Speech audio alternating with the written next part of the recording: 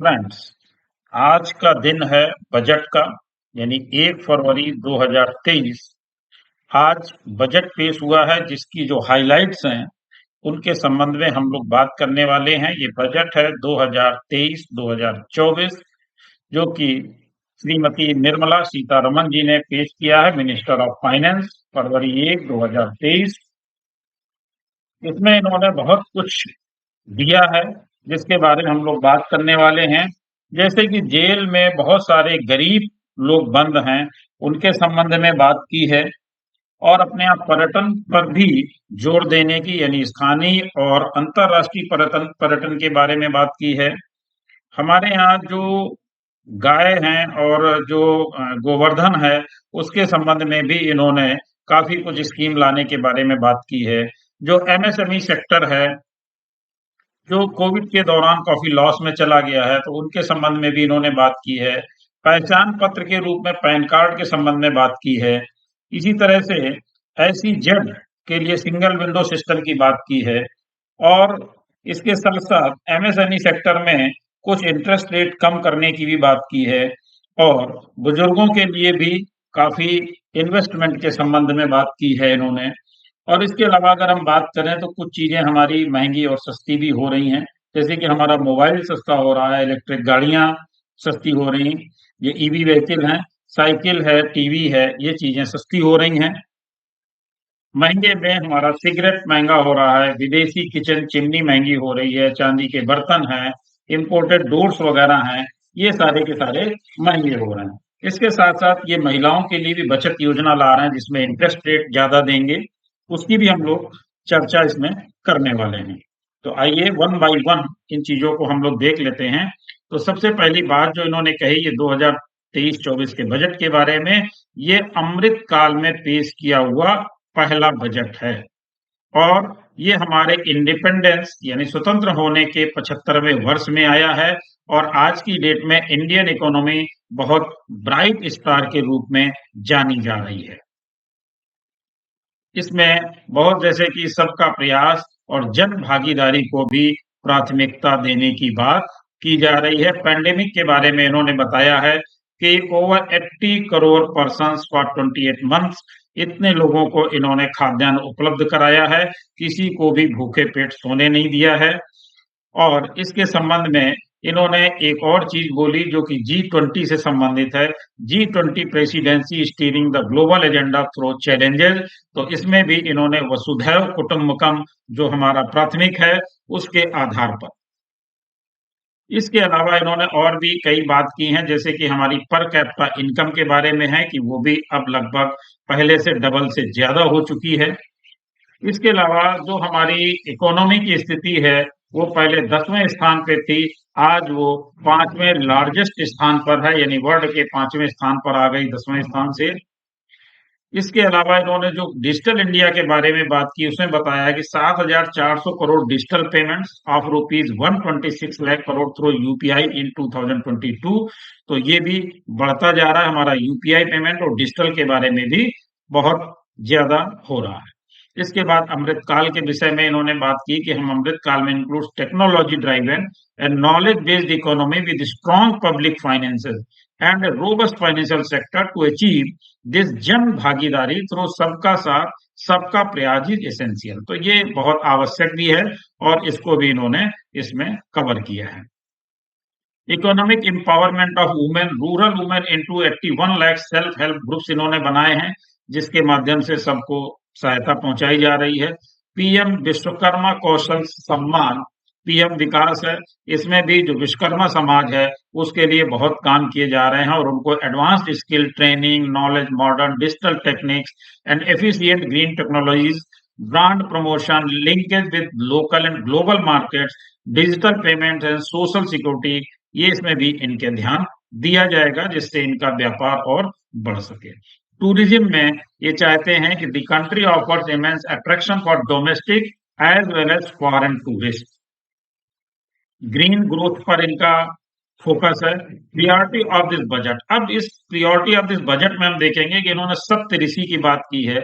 यानी सप्तऋषि क्या है, इनके 7 फाउंडेशन है जो ये बात कर रहे हैं। पहला है इंक्लूसिव डेवलपमेंट, दूसरा है reaching the last mile, infrastructure and investment, unleashing the potential, green growth, youth power और फाइनेंशियल सेक्टर। सबसे ज्यादा इन 7 चीजों पर इनका फोकस है। इंक्लूसिव डेवलपमेंट की बात इन्होंने की है, जिसमें OBC, schedule caste, womens, farmer, specific caste, schedule tribe, Divyang Jan and economically weaker section, इन सब के विषय में इन्होंने यहाँ पर फोकस किया है। एग्रीकल्चर एंड कोऑपरेशन में digital public infrastructure for agriculture, तो एग्रीकल्चर पर भी ये ध्यान दे रहे हैं कि क्रॉप प्लानिंग कैसे होगी, उनके हेल्थ कैसे सही रहेगी। Improved access to farm inputs, credit and insurance, help for crop estimation, market intelligence and support for growth of agritech industry and startups, तो इसको भी ये सपोर्ट करेंगे। एक्सीलरेटर इन्होंने जो the fund will aim at bringing innovative and affordable solution for challenges faced by farmers, modern technologies का प्रयोग करेंगे और जो इनको परेशानी होती है उसको कैसे सॉर्ट आउट करना है और इनोवेशन कैसे करना, वो सब चीजों पर भी इनका ध्यान है। आत्मनिर्भर हॉर्टिकल्चर क्लीन प्लांट प्रोग्राम्स, इसके लिए भी लगभग 2200 करोड़ रुपए ये खर्च करने वाले हैं। श्री अन्न, श्री अन्ना में कि we are the largest producer and second largest exporter of Shri Anna in the world, तो इस पे बहुत जरूरी बात करना था। और हमारे देश में ये सारी चीजें उपलब्ध हैं, तो इनको प्रोत्साहित कैसे किया जाए, क्योंकि लोग इसके बारे में, आजकल के लोग बहुत कम जानते हैं, जबकि हमारे पुराने लोग इन सब चीजों का प्रयोग करते थे। वो कौन सी चीजें हैं वो भी जान लेते हैं। We grow several types of Shri Anna such ज्वार, रागी, बाजरा, कुट्टू, रामदाना, कनगनी, कुटकी, कोडो, चीना and Sema. These have a number of health benefits and have been an integral part of our food of centuries. शताब्दियों से हमारे यहाँ ये सब चीजें खाई जाती रही और उगाई जाती रही हैं, और जो हमारे लिए हेल्थ के लिए बहुत जरूरी है और हेल्थ में बहुत फायदा करती हैं। लेकिन आजकल ये विलुप्त की स्थिति में है, तो इस पर भी सरकार बहुत ज्यादा ध्यान देने वाली है और इस पर रिसर्च करके इंटरनेशनल लेवल पर इसको स्थापित करना चाहती है। एग्रीकल्चर क्रेडिट के लिए इन्होंने बात की है कि 20 लाख करोड़ रुपए उस पर भी ये खर्च करेंगे। उसके साथ animal husbandry, dairy and fisheries पर भी खर्च करेंगे। अब जो बात आती है नर्सिंग कॉलेजेस, इन्होंने बात की है कि 157 नर्सिंग कॉलेजेस खोलेंगे, जिससे हमारी मेडिकल हेल्थ के बारे में ये फोकस कर रहे हैं। मेडिकल रिसर्च सेंटर्स खोले जाएंगे। फार्मा इनोवेशन पर भी काम किया जाएगा और multi disciplinary courses for medical devices, इस पर भी। तो सरकार का इस तरीके से हेल्थ पर भी संबंधित चीजों पर भी फोकस है। टीचर्स पर वो फोकस कर रहे हैं कि टीचर्स को ट्रेनिंग दी जाए, जिससे वो अच्छी से अच्छी अपने स्टूडेंट्स को प्रोवाइड करा सकें। National digital library for children and adolescent, तो एक डिजिटल लाइब्रेरी की स्थापना की भी बात कर रहे हैं बच्चों के लिए, जिससे उनका ज्यादा से ज्यादा ज्ञानवर्धन हो सके, और इसके लिए वो कोलैबोरेशन एनजीओ के साथ भी जुड़ करके काम करेंगे। रीचिंग द लास्ट माइल्स, मतलब हमारे जो ट्राइबल्स हैं, tribal affairs and the development of north eastern region, तो जो ट्राइबल्स हैं उनके लिए भी काम करेंगे कि वो लास्ट, मतलब जो उनके पास सुविधाएं नहीं पहुंच पाती हैं, जो हमारी पिछड़ी जातियां हैं और जो ऐसे स्थानों पर रहते हैं जहां पर सुविधाएं नहीं मिल पाती हैं, तो वहां तक पहुंचने की भी बात की जा रही है। इसके अलावा एकलव्य मॉडल रेजिडेंशियल स्कूल खोले जाएंगे, जो कि 38,800 टीचर और 740 एकलव्य मॉडल रेजिडेंशियल स्कूल खोले जाएंगे, लगभग, जिसमें 3.5 लाख ट्राइबल स्टूडेंट को शिक्षा दी जा सकेगी। इसके अलावा एक बहुत अच्छी बात इन्होंने की, सपोर्ट फॉर पुअर प्रिजनर्स, जो हमारे जेल में बंद कैदी हैं, जो बहुत ज्यादा गरीब हैं, उनको सहायता नहीं मिल पा रही और वो अपनी बेल नहीं करा पा रहे हैं, तो उनकी बेल हो जाए, इसके लिए भी सरकार काम करेगी और उनको फंड वगैरह उपलब्ध कराएगी, जिससे कि वो बाहर आ सकें। इंफ्रास्ट्रक्चर और इन्वेस्टमेंट की बात भी इन्होंने की है। इसके अलावा support to state government for capital investment, एक बहुत अच्छी बात यहाँ पर ये भी की इन्होंने। I have decided to continue the 50-year interest free loan to state government for 1 more year to spur investment in infrastructure and to incentivize them for complementary policy action with a significant inland outlay rupees 1.3 lakh crore, यानी 50 साल तक के लिए interest free पैसा ये देंगे state government को, जिससे वो तमाम काम जो नहीं कर पा रहे हैं वो कर सकें, यानी उस पर इंटरेस्ट भी चार्ज नहीं किया जाएगा। रेलवे को भी वो 2.40 लाख करोड़ रुपए देने वाले हैं, उसके ऊपर खर्च करने वाले हैं।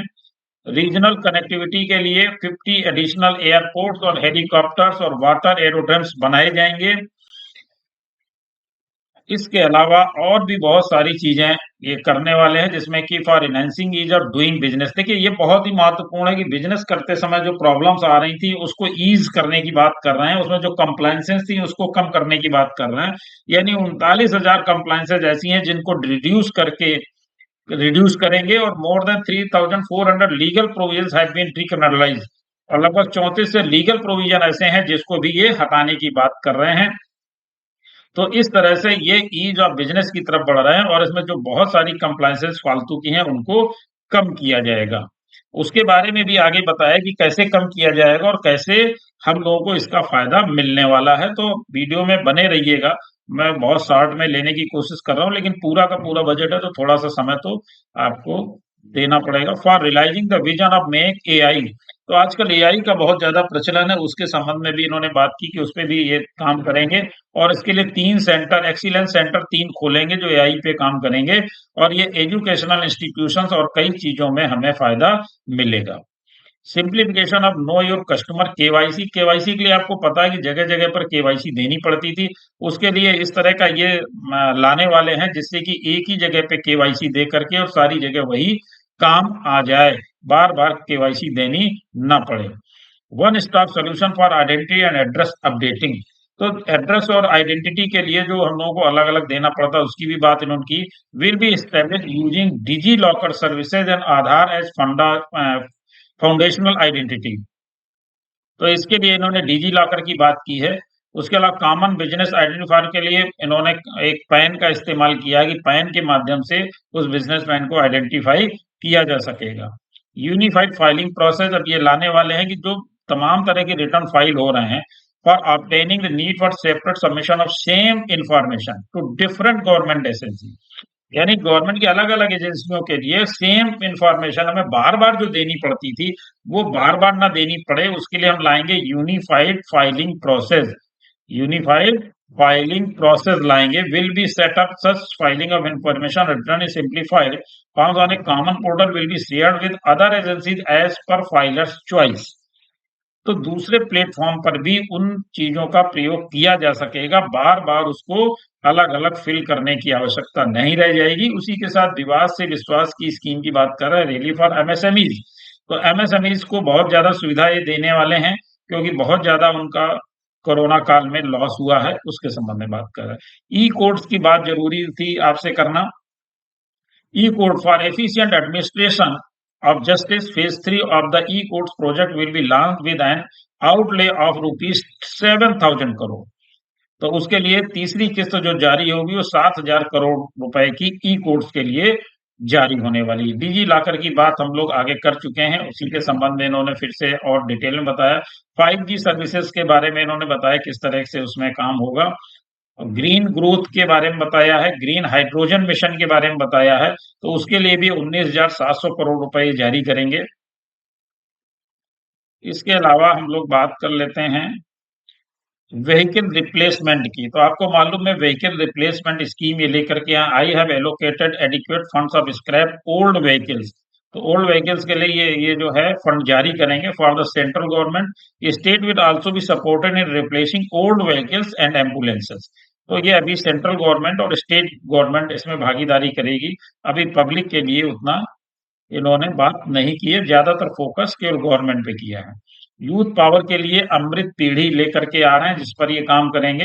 प्रधानमंत्री कौशल विकास योजना का 4.0 लॉन्च करेंगे। स्किल इंडिया डिजिटल प्लेटफॉर्म पे ये और फोकस करने वाले हैं, इसके बारे में इन्होंने यहाँ पर दिया हुआ। टूरिज्म की बात जैसा मैंने कि बताया था कि 50 डेस्टिनेशन ऐसे बनाने वाले हैं जिससे हमारे यहाँ टूरिज्म को बढ़ावा मिल सके। क्रेडिट गारंटीज फॉर एमएसएमईज, तो एमएसएमईज के लिए इन्होंने कहा कि 95% तक की गारंटी ये देंगे। नेशनल, और आगे देख लेते हैं। हाँ, यहाँ पर एक चीज है, आजादी का अमृत महोत्सव महिला सम्मान बचत पत्र, एक ये महिलाओं के लिए बहुत अच्छी स्कीम ये लेकर के आए हैं। This will offer deposit facility up to ₹2 lakh in the name of the women or girls for a tenure of 2 years at fixed interest rate 7.5% with partial withdrawal option।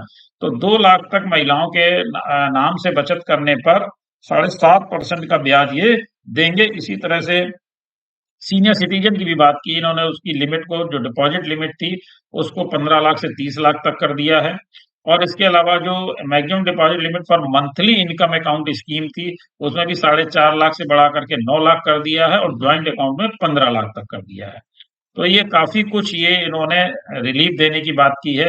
अब आगे हम लोग बात करने वाले हैं बहुत जल्दी इनकम टैक्स में, जिसमें कि बहुत ज्यादा लोग वेट कर रहे थे। इसके पहले इन्होंने बात कर लेते हैं, टेलीविजन पे भी एक्साइज ड्यूटी घटा दी, सस्ता हो जाएगा। इलेक्ट्रिक किचन चिमनी पर बढ़ा दिए 7.5 से 15%, तो ये महंगा हो जाएगा। इसके प्रीसियस मेटल की बात इन्होंने की कि जो डोर्स वगैरह बाहर से आते हैं वो उस पे भी महंगा हो जाएगा। और इसी तरह कंपाउंडेड रबर पर भी इन्होंने ड्यूटी को बढ़ा दिया है।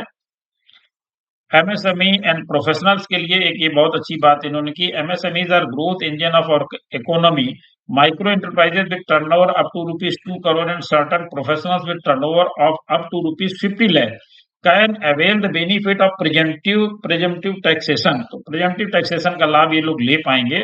और इसको इन्होंने किया कि I propose to provide enhance limit of 3 crore, यानी 2 करोड़ को बढ़ा करके 3 करोड़ और 50 लाख को बढ़ा करके 75 लाख रुपए तक इन्होंने कर दिया है। तो ऐसे ये प्रपोजल हमारे बजट में आए हैं। अब स्टार्टअप्स की बात कर लें तो income tax benefit to startups from 31/3/2023 to 31/3/2024 तक के लिए बढ़ा दिया गया है। और अपील्स की भी बात करें तो पेंडेंसी को घटाने के लिए उन्होंने क्या किया, 100 ज्वाइंट कमिश्नर और अपील्स के लिए ये लाने वाले हैं। Better targeting of tax concessions, for better targeting of tax concessions and exemptions I propose to cap deduction from capital gains on investment in residential houses under section 54 and 54F to ₹10 crore। इसके अलावा TDS पर भी ये चीजें ये change करने वाले हैं, जिसको डिटेल में आगे हम लोग लेंगे, क्योंकि ये चीजें डिटेल में डिस्कस करने में ही समझ में आएंगी, ऐसे नहीं आएंगी। इसके अलावा इनकम टैक्स की जो हम लोग बात कर रहे थे वो कर लेते हैं। The first one concern rebate. Currently, those with income up to ₹5 lakh do not pay any income tax in both old and new tax regime. I propose to increase the rebate limit to ₹7 lakh in the new regime। तो 7 लाख किसके लिए की गई है, new regime के लिए की गई है। 10% in the new tax regime with income up to ₹7 lakh will not have to pay any tax। तो जो लोग न्यू रिजीम में हैं वो 7 लाख तक की इनकम अगर उनकी है तो उनको कोई भी टैक्स नहीं देना है। इसके अलावा जो न्यू रिजीम में नहीं है उनके लिए क्या है, the second proposal relates to middle class individuals. I had introduced in the year 2020 the new personal income tax regime with 6 income slabs starting from 2.5 lakh। I propose to change the tax structure in this regime by reducing the number of slabs to 5। जो 7 थे उनको 5 slabs कर देंगे and increasing the tax exemption limit ₹3 lakh। तो जो 2.5 लाख रुपए की limit होती थी उसको इन्होंने बढ़ा करके 3 लाख किया है और न्यू रिजीम के लिए वो 7 लाख की है। अब यहाँ पे टैक्स रेट का जो स्ट्रक्चर इन्होंने चेंज किया वो भी देख लेते हैं। 0 to 3 लाख तक नील है, 3 लाख to 6 लाख तक 5% कर दिया, 6 to 9 लाख तक 10%, 9 to 12 लाख तक 15% एंड 12 to 15 लाख तक 20%।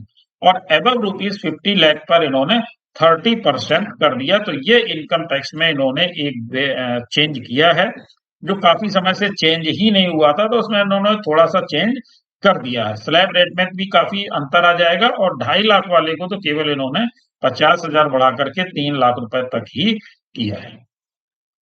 और स्टैंडर्ड डिडक्शन की बात करें तो उसमें 52,500 रुपए तक का कर दिया है। तो ये था आज का बजट। अब इससे रिलेटेड जो भी चीजें रह गई हैं या जिनको हम लोग डिटेल में डिस्कस नहीं कर पाए हैं तो उसके 1 by 1 हम आपको अपने चैनल पर डिटेल में वीडियो आगे अवेलेबल कराएंगे। Thank you.